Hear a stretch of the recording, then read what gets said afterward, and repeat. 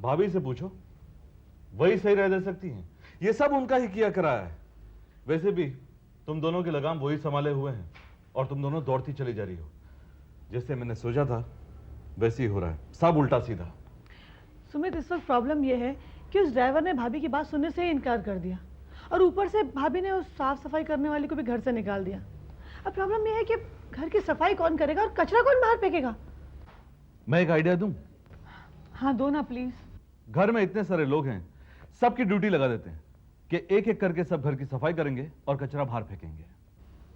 मैं तुमसे सीरियसली बात कर रही हूँ और तुम मेरे साथ मजाक कर रहे हो। सच कह रहा हूं पायल, पता है कितने पैसे बचेंगे? साफ सफाई वाली बाई को निकालकर भाभी ने 500 रुपए बचाए हैं और 500 रुपए के लिए हमें जलील होना पड़ रहा है। कितने शर्म की बात है। मुझे कहते हुए शर्म आती है कि जब वो बाई दूसरों के घरों में जाकर यह कहेगी कि 500 रुपए के लिए मुझे निकाल दिया है, तो क्या इज्जत रह जाएगी हमारी? रास्ते में निकलना मुश्किल हो जाएगा हमारा। मुझे माफ कर दो, मैंने तुमसे राय ली। मुझे लगा था कि तुम मुझे कुछ अच्छी एडवाइस दोगे, मेरी हेल्प करोगे, उल्टा तुम मुझे डांट रहे हो।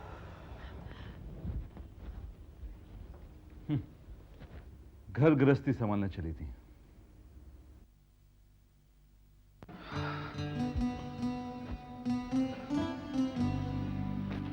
बाबूजी, आप कहाँ जा रहे हैं? बहू, मैं घर पे बैठ बैठ के बोर हो गया था, सोचा कि क्यों ना कुछ कामकाज किया जाए। आपको क्या जरूरत है काम करने की? हम तीनों बहुएं हैं ना, सारी जिम्मेदारी संभालने के लिए। हाँ, तुम लोगों ने किचन की जिम्मेदारी तो संभाल ली है। मैं सोच रहा था बाहर का काम, जैसे कि बाजार जाना, गार्डनिंग करना। घर का कचरा भी मैं ही बाहर फेंक दिया करूंगा। नहीं नहीं बाबूजी, आप ऐसी बातें मत कीजिए। आप हमें शर्मिंदा कर रहे हैं। हमने थोड़ी आपसे कहा है कि कुछ काम कीजिए। आपको परेशानी उठाने की कोई जरूरत नहीं है। घर का सारा काम हम लोग कर लेंगे। बहू, मैंने सुना है कि तुमने ही कहा कि घर का काम करने में कोई शर्म नहीं आनी चाहिए। कोई काम छोटा नहीं होता। मैं भी घर का सदस्य हूं, मैं भी घर का काम करना चाहूंगा। काम करता हूं। कल सुबह से जब मैं मॉर्निंग वॉक पर जाऊंगा तो घर का कचरा प्लास्टिक की थैली में डालकर मैं बाहर फेंक दिया करूंगा। एक पंथ दो काज हो जाएंगे। बस बाबूजी बस, आप तंज के ऊपर तंज किए जा रहे हैं। नहीं बहू, मैं तंज नहीं कर रहा हूं, मैं सच्चाई बयान कर रहा हूं। हिसाब लगाओ, हर महीने में 300 रुपए भी बचेंगे। एक महीने के 300 रुपए तो एक साल के 3600 रुपए हुए ना। इतनी बड़ी रकम में तुम कुछ भी कर सकते हो। बहू, तुम अपने पैसे बचा लो। तुम्हें तो सिर्फ पैसे बचाने से मतलब है ना, काम चाहे कोई भी करे। बाबूजी, मैं आपका इशारा समझ गई हूँ। आपको परेशान होने की कोई जरूरत नहीं है। कचरे वाले से मैं बात कर लूंगी। किसी को कोई काम करने की जरूरत नहीं है। जिसका जो काम है वही करेगा। नहीं नहीं, अभी मेरे पास टाइम नहीं है।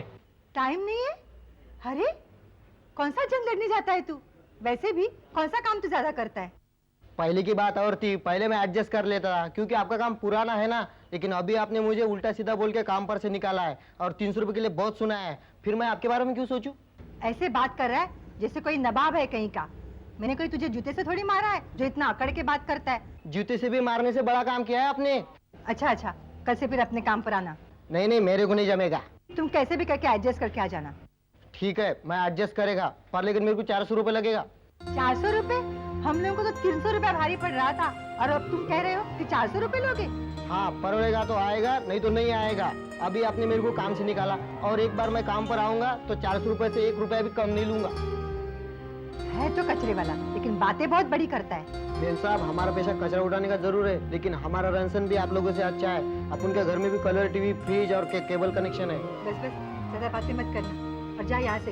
मैं दूसरा कचरे वाला ढूंढ लूंगा। मैम साहब, मेरे सिवा इधर दूसरा कचरे वाला नहीं आने वाला है, क्योंकि मैं जिधर काम करता है हमारा यूनियन है और हमारा जगह बटा हुआ है। मैं दूसरे की जगह में नहीं जाता और दूसरा कोई मेरे एरिया में नहीं आता है। मैं देखती हूँ दूसरा कोई कैसे नहीं आएगा। आप 1000 रुपए दोगे ना, फिर भी कोई दूसरा काम पर नहीं आएगा। मैं तो कहता हूँ कि 400 रुपए मांडोली कर लेते। देखो, अगर मैं आया ना तो 100 रुपए एक्स्ट्रा बोलूंगा। मंजूर है तो बोलो, नहीं तो मेरा टाइम खोटी मत करो। अच्छा, एक काम कर लो, 350 रुपए ले लो और कल से काम पे आ जाना। ठीक है, आप कहती हो तो मैं 50 रुपए कम कर लेता हूँ, क्योंकि आप मेरा पुराना ग्राहक है।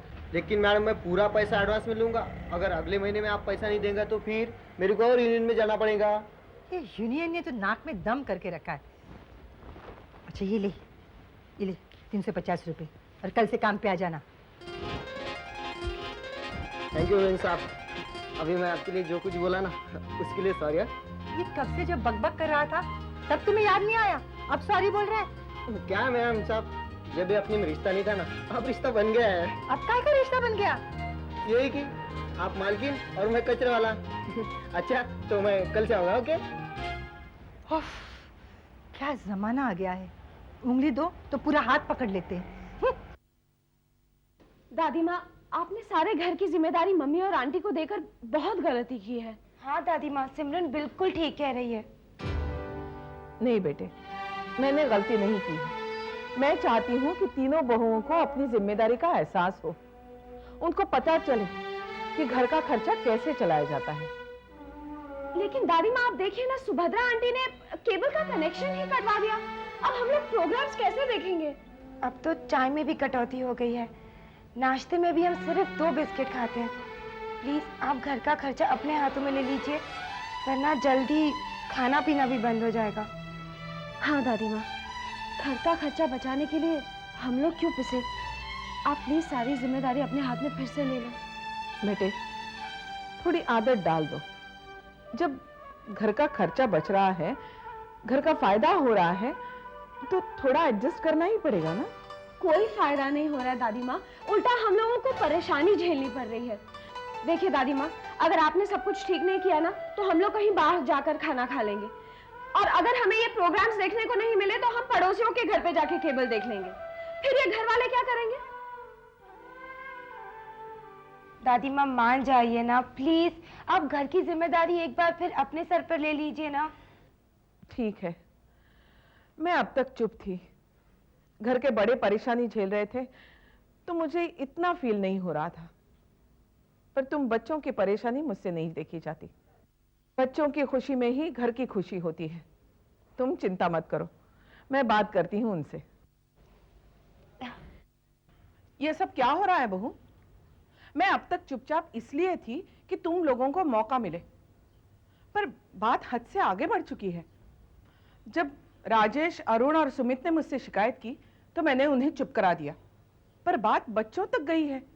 आज सिमरन और आरती भी मुझसे शिकायत कर रही थी। दादी माँ, वो बच्चे हैं, वो तो जिद करेंगे ही, लेकिन उनकी हर जिद तो हम पूरी नहीं कर सकते ना। ये मत भूलो बहू कि बच्चों की खुशी ही हमारे लिए सब कुछ है। अगर बच्चों को तकलीफ हो तो मैं बर्दाश्त नहीं करूंगी। आरती और सिमरन ने खामखा आपको शिकायत की। देखा जाए तो आपकी उनकी शिकायत पर ध्यान नहीं देना चाहिए था। क्या खामखा की शिकायत की उन्होंने? उन्होंने जो कुछ भी कहा ठीक ही कहा। केबल का कनेक्शन काटने की क्या जरूरत थी? अब कहां जाकर बच्चे मनपसंद प्रोग्राम्स देख सकेंगे? दादी माँ, दूसरे चैनल में भी सीरियल्स और फिल्म्स आते हैं, वो चैनल्स वो लोग देख सकते हैं। पहले का चैनल्स और केबल थे क्या? वैसे देखा जाए बहू तो व्रत रखकर भी इंसान जिंदगी काट सकता है। खाना खाने की क्या जरूरत है? पर अगर इंसान खाना नहीं खाएगा तो जी नहीं पाएगा।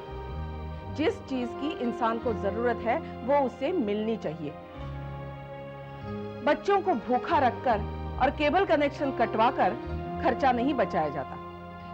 दादी माँ, घर की सारी जिम्मेदारियां आपने हम लोगों पर सौंप दी हैं। अगर आप ऐसा करेंगी तो हमारी प्लानिंग ही फेल हो जाएगी। वो मैं कुछ नहीं जानती। जब तक मैं घर का खर्चा चला रही थी, उन्हीं पैसों में सब कुछ एडजस्ट कर लेती थी, किसी को शिकायत का मौका भी नहीं देती थी। पर जब से तुम लोगों ने खर्चा संभाला है, हर किसी को शिकायत है। खर्चा बचाने के नाम पर तुम लोगों ने घर में बवाल मचा कर रखा है। कल तक केबल कनेक्शन लग जाना चाहिए। कल तक? हाँ, कल तक, क्योंकि बच्चों ने कहा है कि अगर केबल कनेक्शन नहीं लगेगा तो वो पड़ोस में जाकर प्रोग्राम्स देखेंगे। सोचो हमारी कितनी बदनामी होगी। दादी माँ, हम लोग पैसे बचाने के लिए कितनी सारी कुर्बानियां दे रहे हैं, तो बच्चों को भी हमारा साथ देना चाहिए। वो क्यों तुम्हारा साथ देंगे?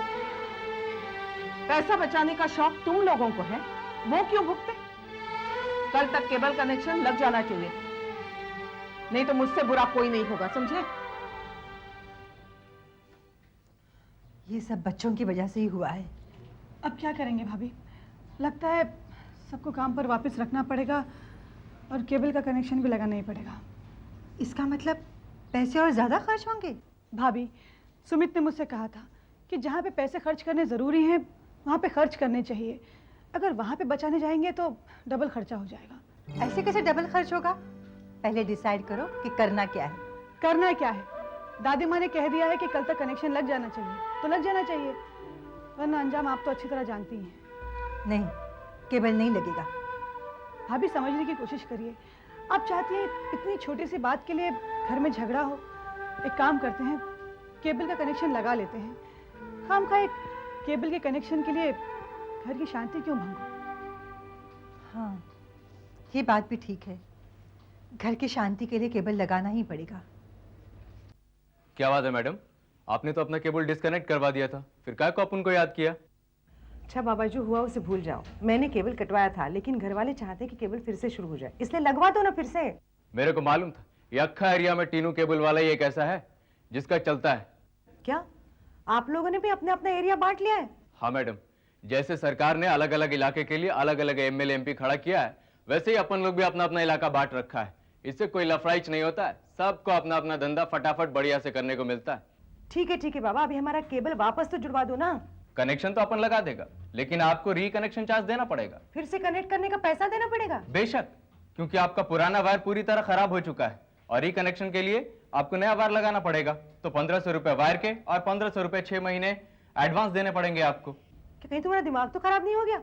मतलब नई वायर का 1500 रुपया, ऊपर से 6 महीने का किराया 1500 रुपया, तुम एडवांस में किराया क्यों मांग रहे हो?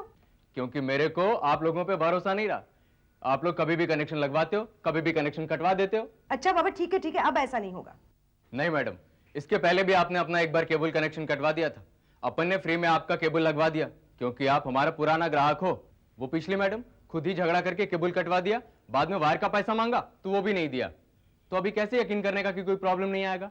अच्छा एक बात बताओ, बगैर पैसे दिए क्या कनेक्शन वापस नहीं हो सकता? नहीं हो सकता मैडम, अगर आपको कनेक्शन करवाने का है तो कनेक्शन करवा, नहीं तो अपन जाता है। अरे ऐसा मत कर, आज ही के आज कनेक्शन करना बहुत जरूरी है। ठीक है, 1500 रुपए पहले दे दो, अपन कनेक्शन लगा देता है, साथ में कनेक्शन लगाने के बाद 1500 रुपया किराए का अलग। अरे बाबा देखो, मैं तुम्हें देती हूँ 1500 रुपया, तुम कनेक्शन लगवा दो। हाँ, और फिर वो 6 महीने का किराया ना, उसे भूल जाओ।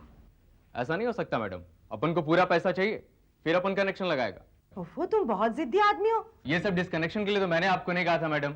ठीक है, आप कहती हैं तो मैं आपका काम करवा दूंगा। अरे बाबा, आपको 3000 रुपया दे देंगे, आप वापस कनेक्ट तो करवा दो।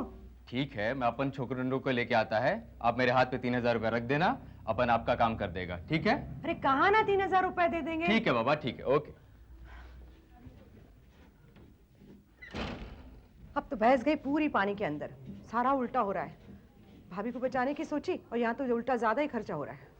केबल वाले की बात मानकर हम लोगों ने बहुत बड़ी गलती की है। भाभी, यहाँ तो फायदा होने के बजाय नुकसान ही होते जा रहे हैं। हाँ, घर खर्च के पैसे भी अब खत्म हो गए हैं। महीना खत्म होते ही हम लोग ठन ठन गोपाल हो गए हैं। अब घर खर्च के पैसे भी हम लोग अपने जेब से निकालने पड़ेंगे। एक और बात बताऊं, घर का राशन भी खत्म हो गया है। ये तू क्या बोल रही है? राशन भी खत्म हो गया?